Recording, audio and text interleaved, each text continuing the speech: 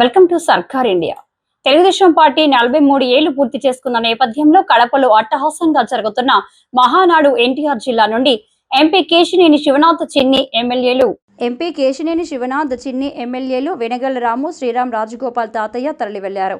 మహానాడు ప్రాంగణానికి చేరుకునే నేపథ్యంలో వాహనాల రద్దీతో రహదారులు నిర్బంధంతో మహానాడు ప్రాంగణానికి నడుచుకుంటూ వెళ్లవలసిన పరిస్థితి ఏర్పడింది. ఎంపీ హోదాలో మొదటిసారిగా మహానాడు కార్యక్రమంలో పాల్గొన్న కేశినేని శివనాథ్ చిన్ని రాష్ట్ర వ్యాప్తంగా టీడీపీ శ్రేణులు లక్షలాదిగా మహానాడులో పాల్గొనేందుకు కడపకు వెళ్లడం విశేషం.